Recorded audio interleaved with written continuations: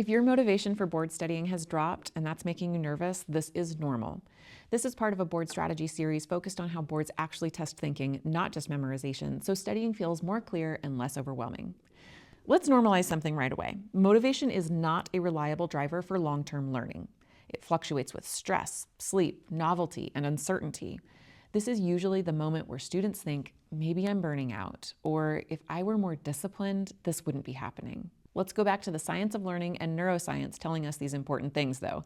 Motivation usually follows action. It rarely comes first. So on low motivation days, the goal is not willpower. The goal is structure. Let me give you several practical strategies that work together.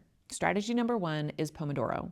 When motivation is low, a large open-ended study block feels so overwhelming. Pomodoro solves that. 25 minutes on, 5 minutes off. You're not committing to a study session, you're committing to a container. This reduces your decision fatigue and it lowers your resistance to start.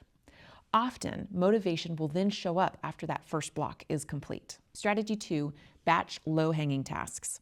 When motivation is low, don't start with the hardest thing. Start with what is already close to done. For example, we want to review your missed questions. Update a single one-pager. Do 20 questions from your Q bank. These are cognitively lighter, but they're still high yield. Momentum is going to build motivation, not the other way around. Strategy 3 is habit stacking. Habit stacking means attaching studying to something you already do consistently. This is going to remove that need to decide and decrease your decision fatigue. For example, you might do questions after your morning coffee. You might review explanations during a walk. You could update your notes after exercise. You're no longer asking, do I feel motivated enough to study? You're saying, this happens after this. That shift alone is going to reduce your friction. Strategy 4, using exercise as a learning tool. I want to slow down here on this one because this matters more than most students realize. Movement doesn't just help your mood, movement changes chemistry. Our science of learning and neuroscience show that exercise is going to improve your attention, improve your working memory, improve your memory consolidation. This is especially important for students with ADHD traits, whether or not they have that diagnosis. ADHD brains are often going to struggle with task initiation, sustained attention, mental organization. Exercise increases dopamine and norepinephrine availability, the same neurotransmitters many ADHD medications target. For many students, movement is the fastest way to enter a learnable state. Let's be really practical about this. You don't need long or intense workouts. There is a clear minimum effective dose.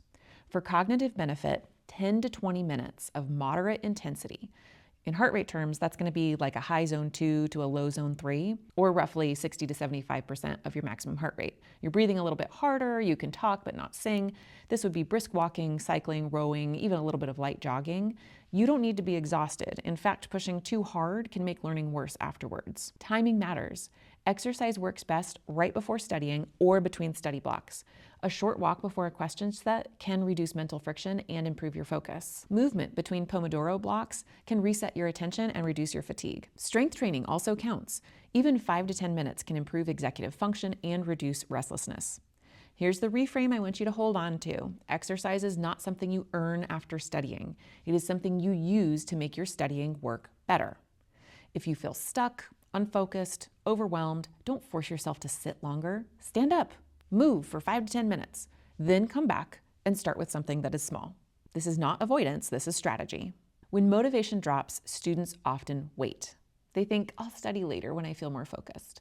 But waiting reinforces avoidance. Instead, lower the bar and stay connected.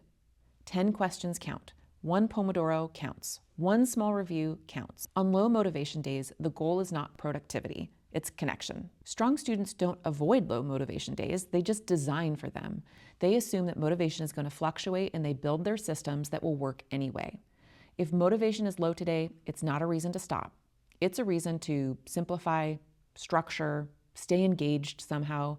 You don't need a breakthrough. All you need is a next step that feels doable. That's how progress continues.